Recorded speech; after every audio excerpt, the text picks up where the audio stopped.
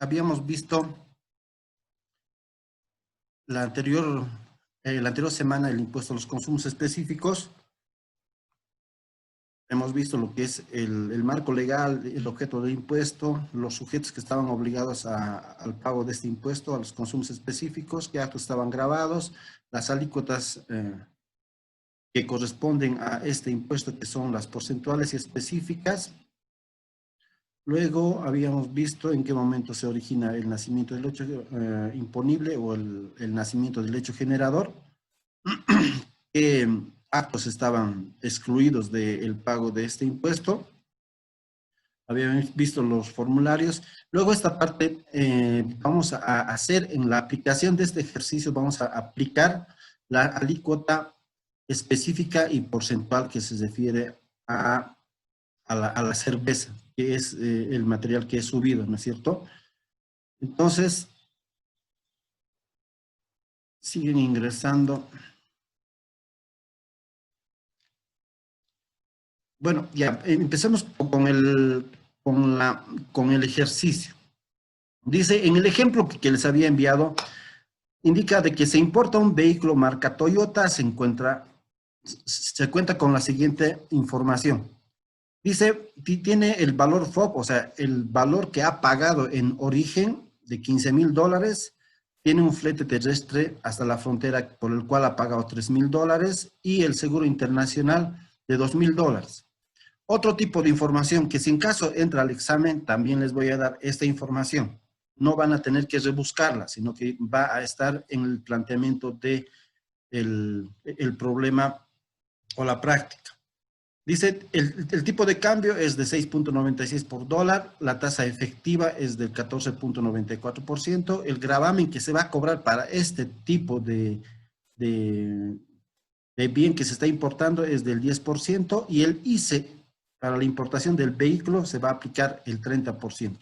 Lo que nos pide es el cálculo del CIF frontera, el cálculo del gravamen aduanero y el IVA de importación, la liquidación del impuesto a los consumos específicos, que es el ICE.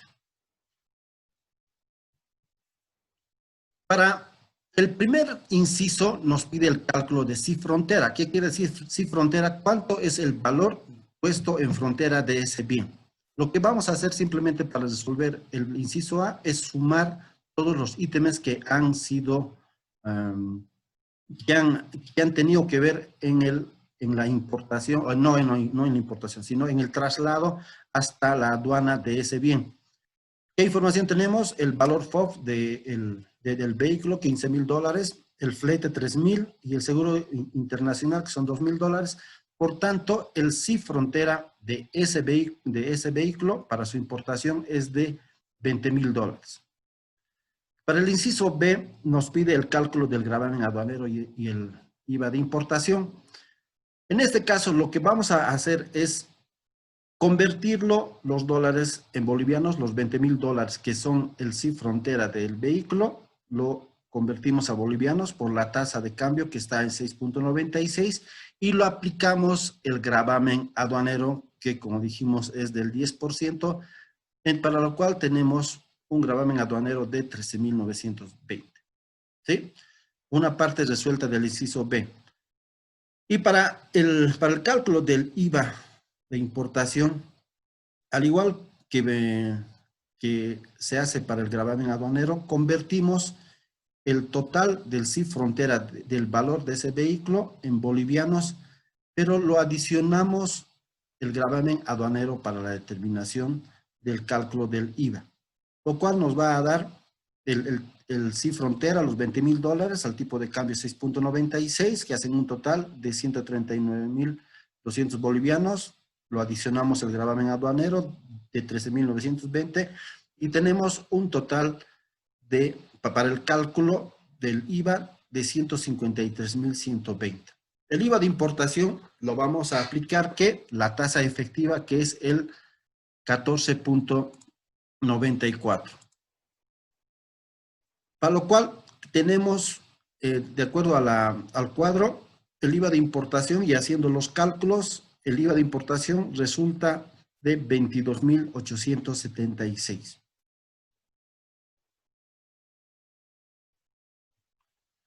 Ahora, para el inciso C, nos pide que determinemos el IC, el impuesto a los consumos específicos. Lo mismo, determinamos la base, cuánto es el sí frontera de ese bien, los $20,000 por el tipo de cambio. Adicionamos el gravamen aduanero de 13,920 y el total para el cálculo del IVA, como habíamos, esa es la base para la determinación del IC, es de 153,120. Entonces, la determinación del ICE, como dijimos, para ese tipo de vehículos es del 30%, aplicamos a los 153,120 el 30%, lo cual nos resulta un ICE de importación de 45,936. Ese es el ejercicio, facilito, no hay donde perderse. En el segundo caso, dice, Paceña vende 10,000 botellas de cerveza Wari de 650 centímetros cúbicos a bolivianos 10 cada botella. Por cada botella nos pide determinar el ICE. Si se fijan en el cuadrito, están todos los datos preliminares. La cantidad, que son 10,000, las botellas de cerveza, es a 10 bolivianos, que hacen un total del precio de 100,000 bolivianos. Ahora, como en el cuadro, como les indiqué, en la tabla que establece la resolución 1920, que son actualizados anualmente, para la gestión 2020 indica que para la cerveza malta, cuya característica es del ejercicio, se debe aplicar la alícuota específica de 3,89 y la alícuota porcentual del 1%. En este caso, en el cuadro ya me estoy adelantando a mostrarles cuáles van a ser los impuestos por el ICE de ese producto. Que tenemos que llegar a 126,155. Resolviéndolo, el problema o el ejercicio, hacemos lo siguiente. Para el cálculo de la alícuota específica, primero tenemos que saber cuántos litros representan las 10,000 botellas, ¿no es cierto? Hacemos simplemente el cálculo en base a la regla de 3 simple. 600 centímetros cúbicos tiene una botella, entonces 10,000 botellas, ¿a cuántos centímetros cúbicos equivaldrá? Resolviendo, tenemos que equivalen a 6,500,000 centímetros cúbicos, lo que nos da en cantidad de litros, si sabemos que cada litro tiene 1,000 centímetros cúbicos.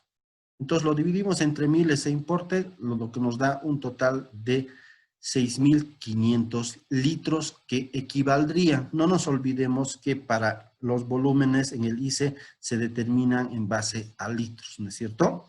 Entonces la cantidad de litros que equivalen a esa cantidad de las 10,000 botellas son de 6,500 litros.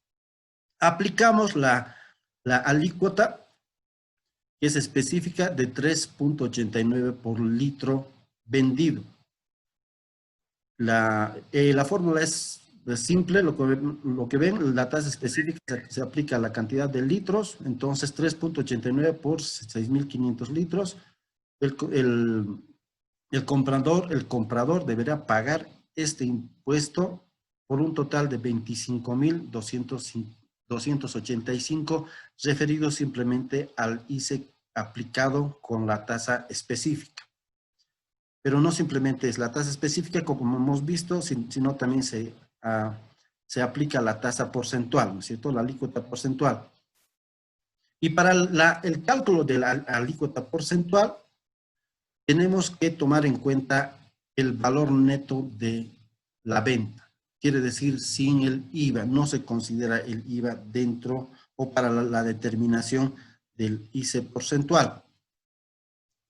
Entonces, lo que vamos a hacer, los 100,000 bolivianos que equivalían la venta total de las 10,000 botellas, lo vamos a restar el 13%, lo que nos va a quedar como saldo, que son 87,000 bolivianos, sin el impuesto al valor agregado, o sea, el valor neto de venta, y a la cual se va a aplicar la tasa porcentual del impuesto para este producto de el 1%, lo que se determina entonces que la tasa porcentual para el ICE en este caso es de 870 bolivianos. Hemos llegado al cuadro que en principio les había mostrado.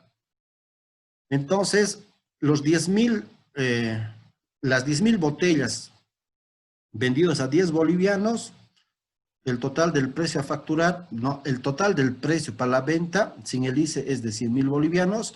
Se aplica la tasa específica de 3.89, que son los 25.285, y la alícuota porcentual del 1%, que hacen un total de 870, y hemos llegado a los 126.155.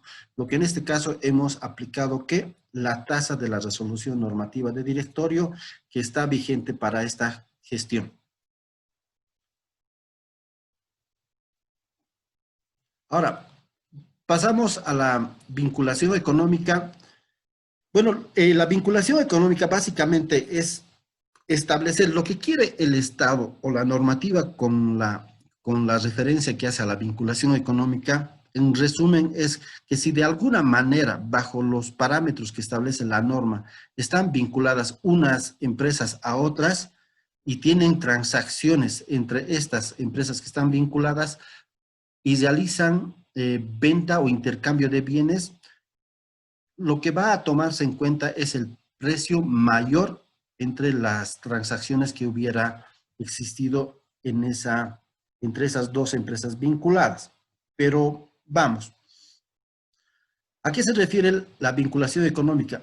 Son las ventas por intermedio de personas o sociedades que económicamente se vinculan por el origen de sus capitales o la dirección efectiva del negocio o reparto de utilidades. Este impuesto se liquida sobre el precio, sobre el mayor precio o pago adicional. Esta vinculación económica simplemente se refiere a los productos que están grabados con tasas porcentuales. ¿Qué características va a existir para que tenga que darse la vinculación económica? Dice que cuando la operación objeto del impuesto tiene lugar entre una sociedad matriz o filial o una subsidiaria.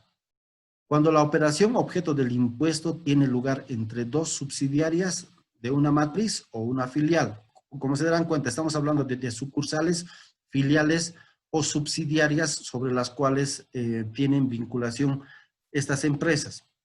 También cuando la operación se lleva a cabo entre dos empresas cuyo capital pertenezca directa o indirectamente en un 50% o más de la misma persona natural o jurídica, con o sin residencia o domicilio en el país. O sea, no importa si una empresa tiene un mayor porcentaje de participación en la participación accionaria de esa empresa, no importa de dónde sea la empresa, sea internacional o nacional, entonces se configura la vinculación económica. Otra, cuando la operación se lleve a cabo entre dos empresas, una de las cuales posee directa o indirectamente el 50% o más del capital de la otra. Cuando la operación tiene lugar entre dos empresas cuyo capital pertenezca en un 50 o más a personas ligadas entre sí por matrimonio o por un parentesco hasta el segundo grado de consanguinidad o afinidad o único civil. Cuando la operación tiene lugar entre la empresa y el socio o accionista que posee el 50% o más del capital de la empresa. O también cuando la operación objeto del impuesto tiene lugar entre la empresa y el socio o los socios accionistas que tengan derecho a administrarla. No simplemente se refiere entonces a la participación accionaria o a la participación de los aportes que hubiera puesto en la empresa o que tenga en la empresa, sino que también tiene lugar que es vinculada cuando uno de los socios forma parte de la estructura administrativa de la empresa. También se configura la vinculación económica. También cuando la operación se lleva a cabo entre dos empresas cuyo capital pertenezca directa o indirectamente en un 50% o más a las mismas personas o los cónyuges o parientes dentro del segundo grado de consanguinidad y afinidad o único civil.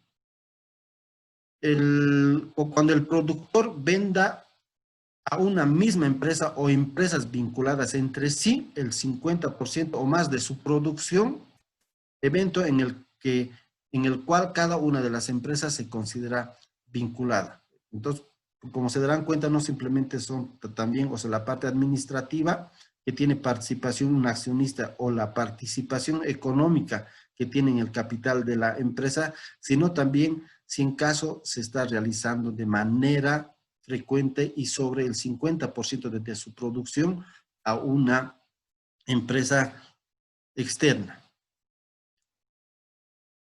Un ejemplo, dice, la empresa A vende cigarrillos, vende 5,000 paquetes de cigarrillos a precio de 2 bolivianos, lo que hace un total de 10,000 bolivianos y como la tasa para este tipo de productos es del 50%, se determina que tendría que pagar 4,350. Fíjense, está vendiendo a la empresa a 2 bolivianos, pero sin embargo se establece que está realizando una transacción con la empresa B que está vinculada y la empresa B le vende en 4 bolivianos, lo que se determina un valor total de 20,000. ¿Qué pasará en esta situación? Se tiene que aplicar a la empresa A que se determine para el caso del ICE sobre la base de 4 bolivianos. Entonces, lo que va a hacer es para la empresa A determinar no sobre la base de los 2 bolivianos que ha vendido, sino va a determinarse sobre el precio unitario de 4 bolivianos, lo que se determina un impuesto del ICE de 8,700 y como ha pagado 4,350 simplemente, entonces lo que corresponde es que pague esa diferencia que serían los restantes 4,350. Hasta ahí es lo que hemos visto del ICE. Ahora vamos a pasar al impuesto a las transacciones. Bueno, como antecedente, siempre van ligados el impuesto a las transacciones con el impuesto al valor agregado. Las características del objeto son similares, van a darse cuenta, la periodicidad también son similares y seguramente por experiencia, ya que tienen algunos o que en el estudio que han visto, siempre andan ligados el impuesto a las transacciones con el impuesto al valor agregado sobre las características generales que tiene estos impuestos. ¿Qué es lo que vamos a ver hoy día? El marco normativo, en el cual vamos a ver el objeto, los exentos, el sujeto pasivo o cuáles son los sujetos pasivos de este impuesto, el nacimiento del hecho imponible, o sea, la obligación, el nacimiento de la obligación de pagar el impuesto, en qué momento se origina el nacimiento del hecho generador, cuál es la base imponible o base de cálculo. Vamos a ver lo que es cuál es la alícuota, el periodo de presentación y la compensación. En el Classroom, por si acaso, he subido a muchas personas y a muchos profesionales, no les queda claro esto de la compensación. Por tanto, lo que les voy a explicar en la parte cuando lleguemos a este punto de la compensación, lo voy a hacer lo más claro y seguramente con el video que los he subido van a poder reforzar esto que les voy a indicar. ¿Cuál es el marco normativo? Está en la ley 843, de acuerdo, está en los artículos 72 al 77, el decreto supremo, el decreto reglamentario para este impuesto es la 21.532, que ustedes tienen ya en su material que está subido en el Classroom, ¿no? ¿Cuál es el objeto de este impuesto? ¿A qué actividades se está alcanzando el impuesto a las transacciones? Quienes realicen en el territorio nacional, no puede ser el impuesto cobrado a actividades que están en otros países, por más que tengan su residencia en Bolivia. Entonces, simplemente se refiere a las actividades que son realizadas en Bolivia. Quienes realicen el comercio industria, profesión, oficio, negocio, alquiler de bienes, obras y servicios o cualquier otra actividad, estas sean lucrativas o no, cualesquiera sea su naturaleza de este sujeto que lo preste. Los actos a título gratuito, es decir, la transferencia de bienes que suponga la transferencia sin un cobro oneroso, también están sujetos a este impuesto. Dice los actos a título gratuito que supongan la transferencia de dominio de bienes, muebles, inmuebles y derechos. Si está cediendo a título gratuito sin cobrarlo, igualingo nomás le va a llegar que tiene que pagar el impuesto a las transacciones. No están comprendidos en este impuesto. Como vemos, ¿cuál es el objeto? ¿A qué actividades están alcanzadas o qué actos están grabados? También, como en muchos impuestos, también existen quienes están liberados o quienes están exentos del pago de este impuesto. Para el impuesto a las transacciones, la norma establece que están exentos o no van a pagar el impuesto a las transacciones las ventas o transferencias que fueran consecuencia de una reorganización de empresas o de aportes de capitales a las mismas. En chino está esto, ¿no? En otras palabras dice, si en caso una persona o una persona natural o jurídica que sea, está aportando capital en la reorganización o en una nueva empresa, entonces ese aporte no va a ser cobrado con el impuesto a las transacciones. Ya, si se está reorganizando, si se está liquidando una empresa y se está transformando una empresa en otra, la transferencia de esos capitales no van a generar el impuesto a las transacciones. Tampoco están comprendidos en este impuesto las primas de seguros de vida y de manera específica también establece que están exentos para el pago del impuesto a las transacciones el trabajo personal ejecutado en relación de dependencia. ¿Qué quiere decir en otras palabras esto? Los empleados. ¿Sí? Los empleados que perciben ingresos mensualmente, entonces ellos no están alcanzados con el pago del impuesto a las transacciones. Supone un ingreso para una persona, por ejemplo, para una persona jurídica que está teniendo ingresos en el IVA, por ejemplo, si tiene las características de los objetos que están alcanzados y que están obteniendo un ingreso, el IVA dice que tienen que pagar, ¿no es cierto? Pero en este caso, dice, el trabajo en relación de dependencia no está sujeto al pago del impuesto a las transacciones. El desempeño de cargos públicos tampoco está alcanzado. Las exportaciones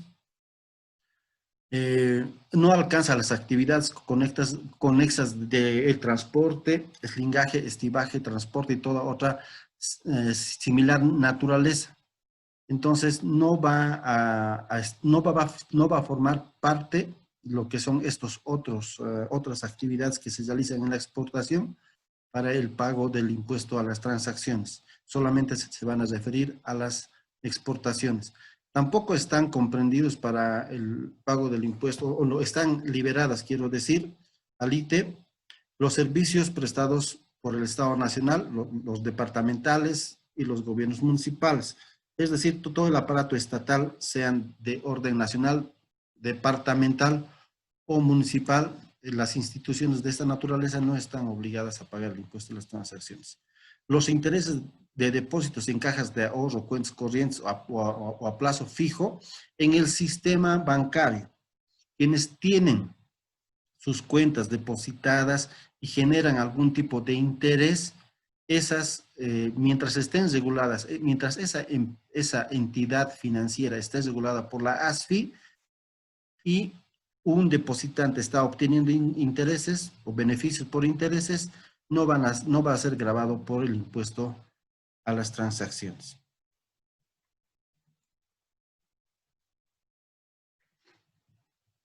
Tampoco están alcanzadas la edición e importación de libros diarios.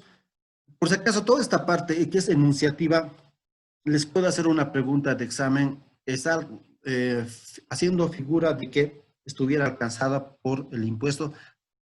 Determine que un contribuyente que se dedique a la importación de libros ha realizado esta transacción, determine el IT. ¿Tendrán que determinar el IT? No, ¿no es cierto? Directamente no se aplica, punto, porque está exento y para de contar, ¿no es cierto?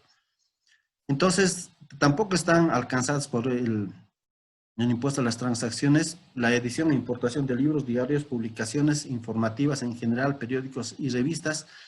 En este caso, si en caso se trata de una publicación que realiza para efectos de publicidad simplemente, entonces en ese caso sí está alcanzado por el impuesto a las transacciones. La compra-venta de acciones, de venturas y títulos, valores que se realiza a través de la bolsa de valores o fuera de ella, tampoco están alcanzados. Es similar a lo que decíamos hace rato de las exenciones de la reorganización de empresas o los aportes que vayan a ser realizados. Entonces se configura perfectamente con esto. La compra tampoco están alcanzadas por el IT, la compra, venta de minerales, metales, petróleo y gas natural en el mercado interno. Como es muy similar a lo que es en el IVA, habíamos analizado las características para que no vayan a pagar el impuesto al valor agregado. Lo mismo pasa con el IT. No están alcanzados las manifestaciones de arte, actividades de producción, presentación y difusión de eventos, teatro, danza, música nacional, pintura, escultura y cine que sean producidos por artistas bolivianos. Ahora, ¿quiénes van a ser los sujetos pasivos? O sea, las personas a pagar el impuesto a las transacciones. Dice que todas las personas naturales y jurídicas, sean empresas públicas y privadas. Lo he resaltado aquí lo que son empresas públicas, que no es lo mismo que una institución pública. Anteriormente, cuando decían que estaban exentas, se refería a las instituciones del Estado, ¿no es cierto? Pero instituciones. En este caso, nos estamos refiriendo a empresas públicas. ¿Cuáles son empresas públicas? Por ejemplo, tenemos a Entel, tenemos BOA, tenemos Carton Ball, tenemos la empresa de la fabricación de vidrios. Entonces, esas sí van a pagar el impuesto a las transacciones. Y las empresas privadas y sociedades con o sin personalidad jurídica, incluidas las empresas unipersonales. Todas estas empresas que está indicando en la normativa están alcanzadas con el impuesto a las transacciones. Ahora, hemos hablado del objeto de las personas que están obligadas, pero ¿cuándo se va a configurar el nacimiento de la obligación tributaria? Tiene que ser en algún momento, porque el impuesto a las transacciones es mensual, pero y nos preguntamos en qué momento va a ser el nacimiento del hecho imponible, el nacimiento de la obligación tributaria. La norma indica que en el caso de los inmuebles va a configurarse el nacimiento de la obligación tributaria o del pago del impuesto en el momento de la firma de la minuta, cuando se trate de inmuebles, o un documento equivalente que puede ser el contrato de compra-venta o en la posesión del bien.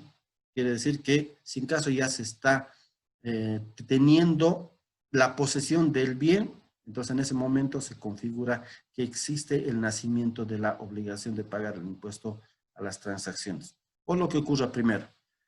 En el caso de la venta de bienes muebles, en el momento de la facturación es igual que en el impuesto al valor agregado, ¿no? En el momento de la facturación o entrega del bien, lo que ocurra primero. Puede ser que lo entregue el bien, pero que no me haya pagado, pero aunque no me haya pagado, como ya tengo yo el bien y me lo he entregado, tiene que haber la emisión de la facturita y consiguientemente va a originarse el nacimiento de la obligación tributaria. Eso también puede ser esto ahorita poniéndome a pensar puede ser una buena pregunta para el examen y darles una figura distinta, que ha sido entregada, por ejemplo, el bien en el mes de junio y luego el contribuyente hubiera declarado ese ingreso en el mes de julio, por ejemplo. Entonces lo que van a hacer ustedes, o sea, no, van a hacer la observación que en cumplimiento a lo que establece la ley 843, referido al impuesto a las transacciones, el decreto Reglamentario 21.532 establece que el nacimiento de la obligación tributaria corresponde en el mes en que hubiera sido entregado el bien, por tanto se va a determinar una deuda tributaria, ¿sí? En el caso de la contratación de obras, como las obras son extensas de varios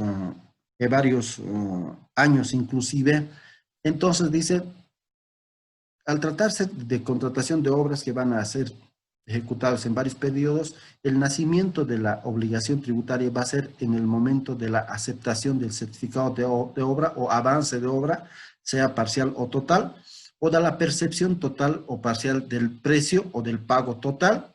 No importa que no, en el primer caso de la aceptación del certificado de obra o parcial, simplemente está dando a conocer que ha culminado una fase de la obra.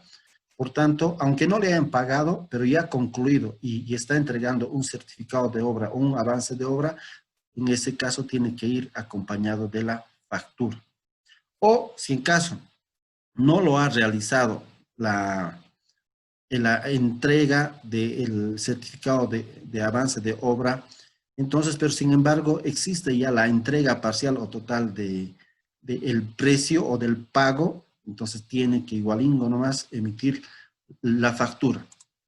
En todo caso, tiene que emitirse la factura en el momento en que ocurra cualquiera de esas dos situaciones. En el caso de la prestación de servicios, igual que en el impuesto al valor agregado, en otras palabras, dice, cuando se termine total o parcialmente la prestación o se perciba parcial o totalmente el precio convenido. Puede entregarle el bien, ¿cómo es? Puede entregarle un informe de el trabajo que ha realizado, sea de manera parcial o total, entonces en ese momento tiene que ir acompañado de la factura. Ahora, si en caso no ha realizado todavía ningún informe por el servicio prestado, pero sin embargo ya le ha dado un anticipo o le haya pagado todo, tiene que ir acompañado de la factura. En ese momento se está configurando el nacimiento del pago del impuesto. En el caso de los intereses, en este caso hacemos relevancia de que no se trata de los intereses que está percibiendo en un banco que está regulado por la ASFI. Se está refiriendo a otro tipo de intereses que está refiriendo distinto a un ente financiero regulado por la ASFI. En el caso de los intereses, en el momento de la facturación o liquidación, lo que ocurra primero puede ser de que esté cobrando ya, entonces tiene que emitir la factura, se determine cuántos los intereses, si se determina haya percibido o no los intereses, ya tiene que ir acompañado de la factura. En el arrendamiento financiero, no sé si ya algunos se acuerdan, pero los voy a hacer recuerdo para algunos. El arrendamiento financiero es una figura en el cual, al igual que un alquiler, una persona puede tener ese bien alquilado, pero en este caso es en la figura de arrendamiento durante varios periodos que con el fin, pero el fin de este arrendamiento es que al final de todos los cánones que haya pagado como alquiler, como figura de alquiler para nosotros, pero que se llama arrendamiento financiero, al final del último pago, el arrendatario va a ser dueño de ese bien. Entonces, para este caso, para esta figura que establece la norma, dice que en cada cuota que vaya pagando por ese arrendamiento, tiene que ir acompañado de la factura, por tanto, tiene que haber el nacimiento de la obligación de pagar el impuesto a las transacciones. Y en el caso de las transmisiones gratuitas, quiere decir cuando una persona está cediendo a título gratuito sin cobrar nada, un bien, va a perfeccionarse, tiene que ir perfeccionado en el momento que se haya producido esa transferencia. Dice, perfeccionado el acto o se haya producido el hecho en el cual se transmite el dominio de la cosa o derecho transferido. Puede ser el acto, el documento de transferencia, el cual puede ser validado por una minuta de transferencia, en el cual pero se tiene que establecer de que es a título gratuito, no es a título oneroso, o sea, no está cobrando. Entonces, en el momento que se esté firmando ese documento de transferencia, en ese momento está dando lugar al nacimiento de la obligación tributaria y a partir de ese periodo es en el cual se va a determinar que ha habido el nacimiento del hecho imponible. ¿Cuál es la base imponible o base de cálculo para el impuesto a las transacciones? Dice la norma establece, porque en algunos casos ponía en las opciones de falso o verdadero, por ejemplo, en los exámenes, para el caso del impuesto a las transacciones, se determinará la base imponible de acuerdo a los ingresos brutos devengados en el periodo fiscal. En ese caso no correspondía, no, era falso, ¿no es cierto? Porque no se refiere a ingresos netos, sino se refiere a ingresos brutos que hubieran devengado en el periodo. Ahora, ¿cuál es el ingreso bruto? El valor o monto total en valores monetarios o en especies devengados en el concepto de venta de bienes o servicios. En realidad es el total de los ingresos que hubiera percibido, no se descuenta nada, son el total de los ingresos que hubiera percibido en un periodo fiscal, esa va a ser la base imponible para la determinación del impuesto a las transacciones. ¿Cuál es el porcentaje? Es el 3% para el impuesto a las transacciones, como bien sabemos. Los periodos son periodos mensuales y las presentaciones de las declaraciones juradas va a ser dependiendo al siguiente mes del periodo fiscal al que corresponda, dependiendo del número de el último dígito de su NIT, como conocemos, para el 0, del 3 y así hasta el dígito 9, que es su último día para presentar. No quiere decir que va a ser ese día, el día de la presentación de la declaración jurada, ¿no es cierto?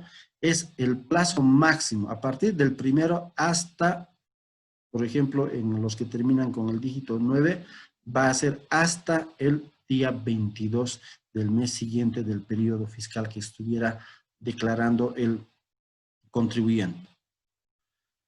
Esto de la compensación. Han habido muchos errores. Cuando estaba en impuestos hicimos un operativo para determinar qué contribuyentes hubieran tenido el error de aprovecharse de un del impuesto pagado y compensarlo con el impuesto a las transacciones. ¿Qué es lo que establece la norma? Y lo he hecho de la forma más clarita como para que se entienda.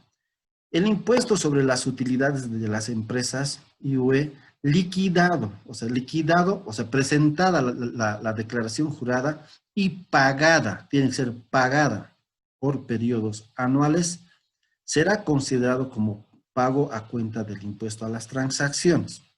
Quiere decir que si en caso yo hago la presentación de mi declaración jurada y realizo el pago, a partir de ese pago recién voy a tener el derecho de hacer la compensación con el impuesto a las transacciones.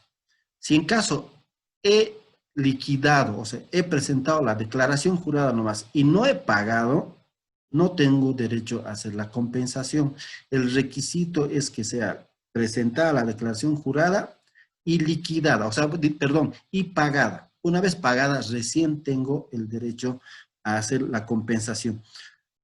Ejemplo, yo he pagado el impuesto del 2019 en abril del 2020.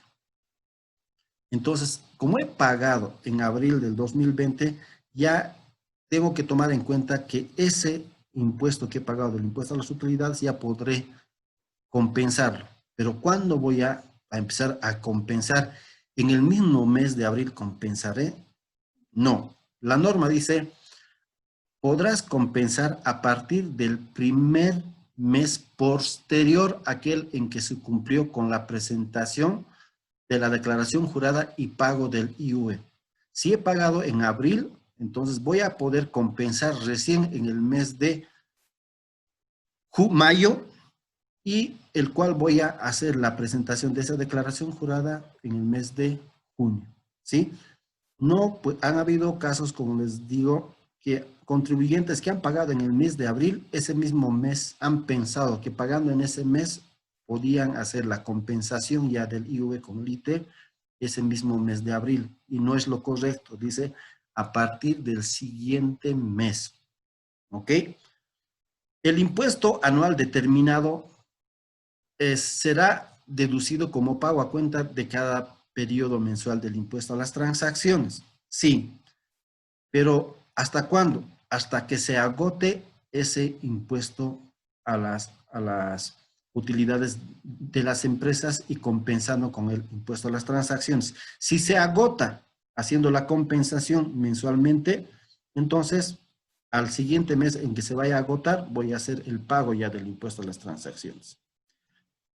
En el caso que al producirse un nuevo vencimiento del IUE y quedase un saldo sin compensar, o sea, tiene saldo todavía del IUE, el mismo se consolidará a favor del fisco.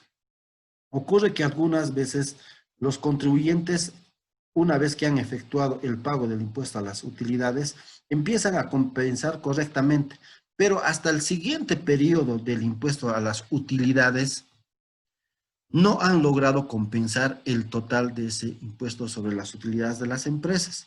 Y como ya se ha producido un nuevo vencimiento y seguramente un nuevo pago de un nuevo IUE, entonces dice la norma que ese saldo que quedase a la fecha del vencimiento se va a consolidar a favor del fisco. ¿Ok? ¿Cómo va a ser la presentación del cumplimiento de su obligación tributaria los sujetos que están obligados al impuesto a las transacciones? Lo van a hacer en el formulario 400, lo van a hacer mediante el portal de la Oficina Virtual del Servicio de Impuestos Nacionales, al igual que el IVA, les van a entregar una tarjeta. Con esa tarjeta que les han entregado en el momento de empadronarse, van a ingresar con su usuario y contraseña y van a poder realizar la declaración jurada. Si en caso determina un saldo a favor del fisco, el pago tiene que ser realizada en una entidad financiera que está autorizada por el Servicio de Impuestos Nacionales. Vamos al otro impuesto. El impuesto municipal a las transferencias. Bien sabemos de que existen impuestos de dominio nacional, departamental y municipal. En este caso estamos hablando de un impuesto municipal, de dominio municipal. ¿Dónde está normado? En la ley 1606, que lo tienen ustedes en el texto que los he subido en Classroom, y en el decreto supremo 24054, que es el decreto reglamentario al impuesto municipal de las transferencias. ¿Qué características tiene? A ver, están comprendidas en el ámbito de este impuesto las transferencias eventuales de la compra-venta de un bien inmueble o vehículo, simplemente un bien inmueble o vehículo. Ya sé, ¿por qué un impuesto? ¿Por qué un bien inmueble o un vehículo? Porque estos bienes son registrados para su control y para su registro legal en los gobiernos municipales. Si se trata entonces de un bien inmueble o un vehículo y se está realizando la transferencia, ese bien está registrado en cada una de las alcaldías. Y si se está realizando la transferencia, pues está sujeto al pago del impuesto por esa transferencia. Vamos, ya sea, dice, de forma directa del propietario o a través de terceros, sí puede contratarse a una persona que se lo haga la transferencia con un poder, o puede el mismo propietario hacer la transferencia del bien, los cuales tendrían que estar inscritos en derechos reales. Si la transferencia de un bien mueble, como es un vehículo, por ejemplo, se realizada por primera venta, esta se considerará para el pago simplemente del impuesto a las transacciones. Pero si en caso se tratara de una segunda, tercera o posterior venta y el bien se encuentre registrado en la oficina correspondiente, quedando grabadas por el impuesto municipal a las transferencias. En este punto quiero hacer, y más adelante nuevamente van a darse cuenta que habla la normativa, que el impuesto que va a pagar a las transferencias va a ser a favor del gobierno municipal en el cual se esté registrado ese bien. Por ejemplo, aquí tenemos bastantes vehículos de Santa Cruz. Si estamos haciendo la transferencia de ese vehículo que es de Santa Cruz, ese impuesto va a ir al gobierno municipal de Santa Cruz. Por más que el vehículo esté aquí en Sucre, trabajando, teniendo ya varios años de recorrido aquí en Bolivia, en Sucre, perdón, pero su registro es en Santa Cruz, quien va a tener el derecho al cobro de ese impuesto va a ser el gobierno municipal de Santa Cruz. El hecho generador, lo mismo. ¿En qué momento se origina el nacimiento del hecho generador? Queda perfeccionado en la fecha que tenga lugar la celebración del acto jurídico, o sea, en el momento de la, perdón, de el documento de la compra-venta o la minuta en el cual se está transfiriendo a título oneroso la propiedad de ese bien. Quiere decir, en otras palabras, en el momento de la firma de la compra-venta y la minuta es Aidit. No le dicen nada, ha sido un error Sin querer queriendo. de... Ya. Ahora, Sí, le dicen. les decía, hablamos del hecho generador que va a ser en el momento de la suscripción del contrato de compra-venta. En ese momento que va a tener una fecha, está habiendo el nacimiento de la obligación del pago del impuesto. Ya se está transfiriendo la propiedad de ese bien. Por tanto, al configurarse esa transferencia, está habiendo el nacimiento de la obligación del pago del impuesto. Ahora, ¿quién es el sujeto activo? En el caso del impuesto a las utilidades, el impuesto a las transacciones, en el caso del IVA, como son de dominio nacional, esos ingresos van a ir a formar parte del Estado nacional. Pero en el caso del impuesto municipal a las transferencias, al tratarse de un impuesto de dominio municipal, el sujeto activo o quien va a cobrar, o quien va a ser beneficiario, va a ser el gobierno municipal en el cual estén registrados esos bienes, sea un bien inmueble o los vehículos. ¿Quién va a ser el que va a pagar ese impuesto? ¿Quién va a ser el sujeto pasivo? La persona natural o jurídica a cuyo nombre se encuentra registrado el bien sujeto a la transferencia. ¿Quién va a ser el que va a pagar? La persona en el cual en los registros del gobierno municipal esté registrado como propietario de ese bien inmueble o vehículo. No va a ser otra persona. Si en la alcaldía tiene registrado, por ejemplo, mi esposa, el vehículo, quien va a tener la obligación de pagar ese impuesto va a ser mi esposo. ¿Ya? ¿Cuál es la base imponible para este impuesto? Dice, estará dada por el valor efectivamente pagado en dinero o en especies. Ese va a ser el valor esa va a ser la base imponible para el pago de este impuesto. Más adelante les voy a mostrar cuál es la forma de determinación. En los casos de las transferencias, usualmente existen comisionistas o personas inmobiliarias que se dedican a intermediar en la transferencia de los bienes. Dice, las comisiones que vaya a cobrar este comisionista o esta inmobiliaria no forman parte de la base imponible, por si acaso. ¿Cuál es la alícuota del impuesto municipal a las transferencias? Es el 3%. ¿Sí?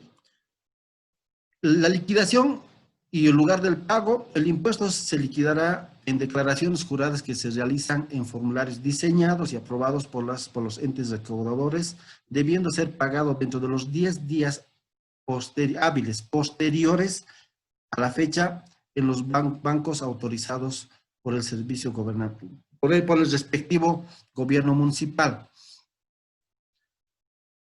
Si la minuta ha sido efectuada el día de hoy, por ejemplo, el plazo serán de 10 días hábiles. Quiere decir que el contribuyente va a tener que pagar hasta el subsiguiente viernes para hacer la transferencia, no el pago del impuesto. Estamos hablando de días hábiles. Días hábiles se cuentan a partir del día siguiente hábil. O sea, hoy día somos viernes, pero se va a empezar a contar a partir del día lunes, que son 5 días, y a partir del siguiente lunes otros 5 días. Por tanto, el pago del impuesto será el 7 de agosto. ¿Ya? ¿Qué formularios van a utilizar para hacer el pago del impuesto municipal a las transferencias? Debe ser presentado en un formulario que vaya a ser aprobado por cada gobierno municipal. Siempre se refieren a los inmuebles y vehículos, distintos formularios. Para el interior del país se realiza el formulario 174 y 175 para vehículos y los formularios 180 y 181 para los inmuebles. ¿Cuáles son los requisitos para hacer el pago del impuesto municipal a las transferencias? Si se trata de una persona natural, va a tener que presentar una fotocopia de su cédula de identidad, de los compradores y de los vendedores, fotocopia del testimonio de propiedad, fotocopia de minuta de transferencia, fotocopia del pago del impuesto a la propiedad.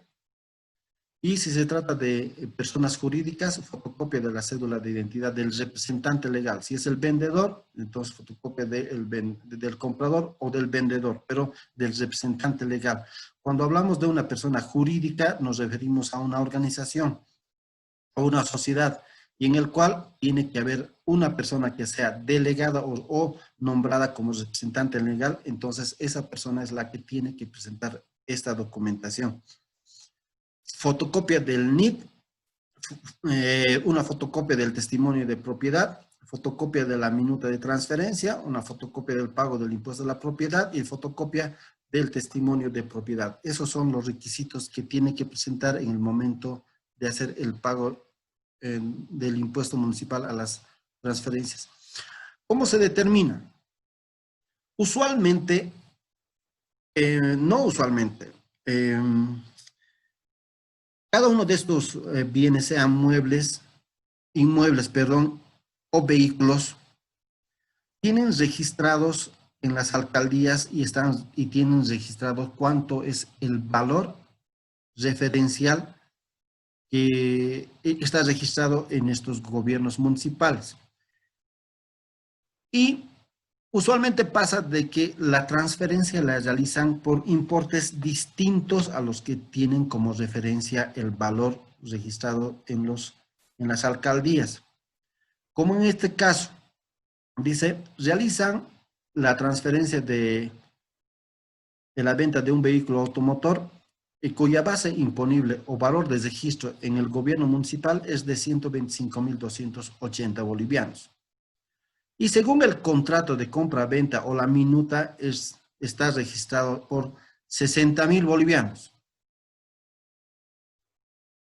La normativa indica de que no puede ser el importe menor, no puede ser menor el importe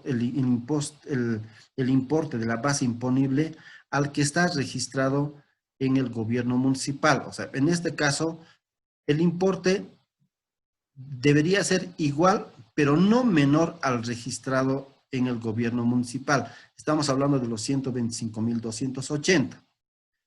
Pero, sin embargo, dice, en este caso existe una minuta de compra-venta que simplemente está por 60.000. ¿Cuál va a ser la base imponible? Va a tomarse la base imponible que sea mayor. En este caso, los 125.280. Se aplica la alícuota y se determina que el impuesto municipal a las transferencias por la venta de ese vehículo va a ser de 3.758. Claro. Ahora vamos a este otro impuesto que es cortito también.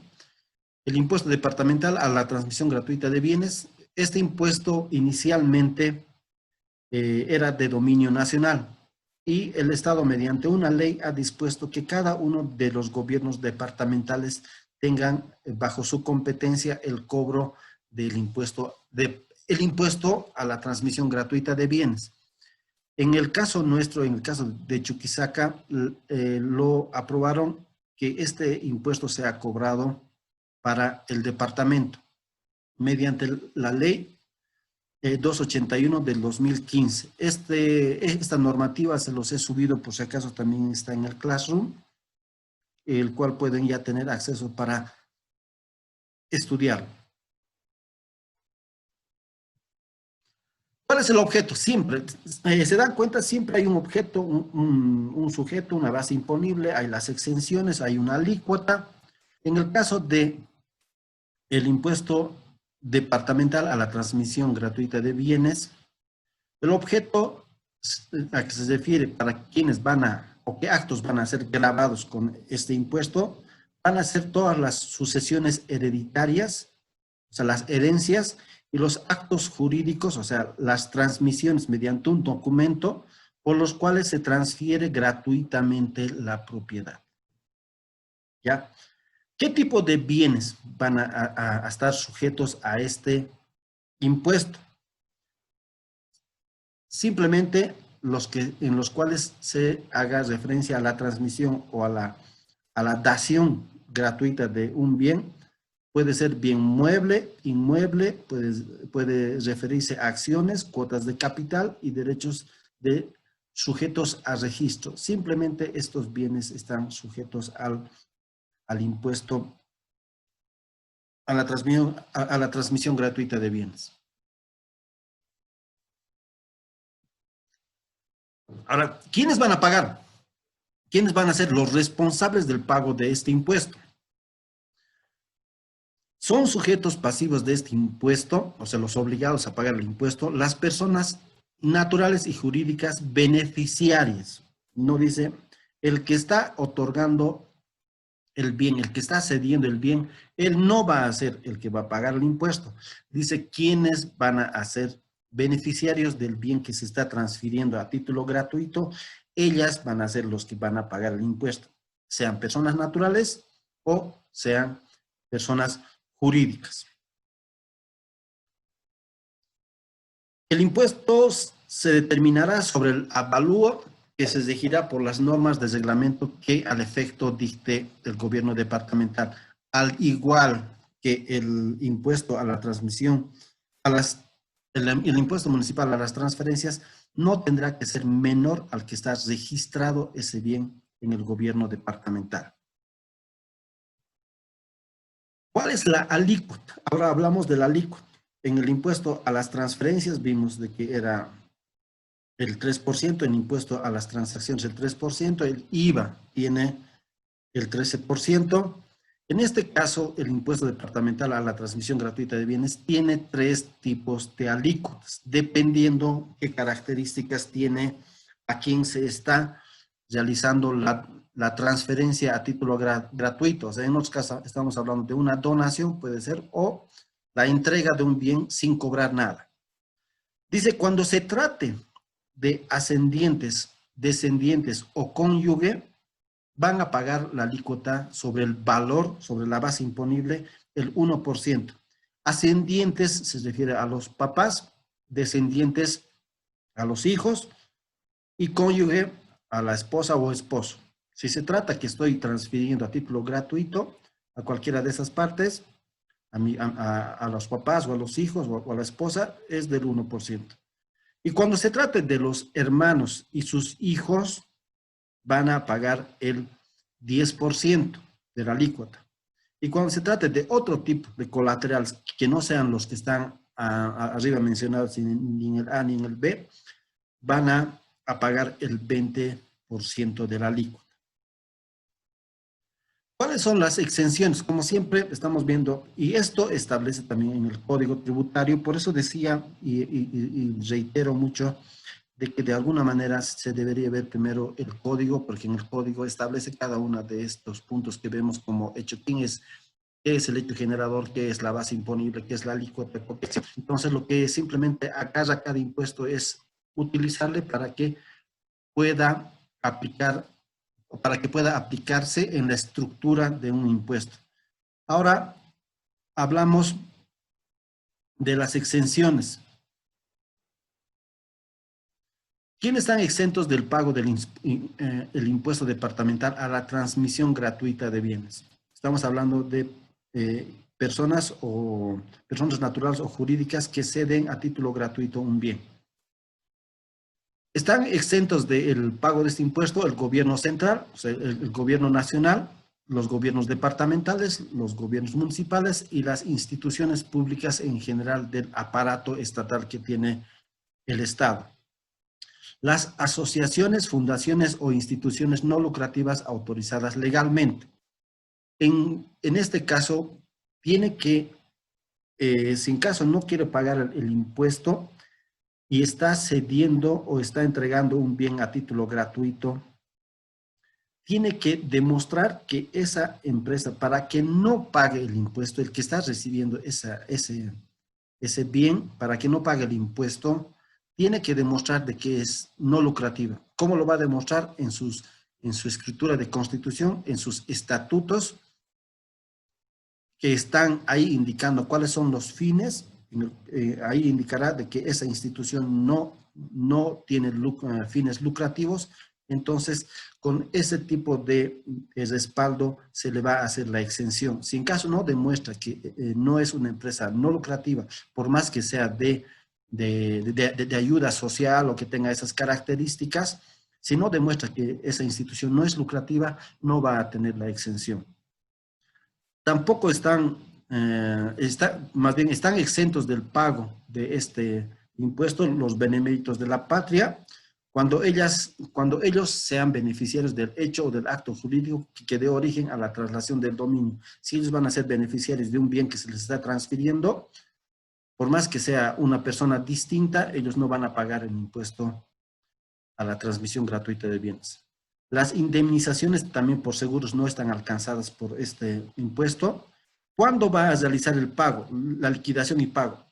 El impuesto se determinará sobre la base del avalúo que se regirá por las normas de reglamento para el efecto que dicte cada gobierno departamental. Cada gobierno departamental va a establecer cuál va a ser el método o la determinación de la base imponible.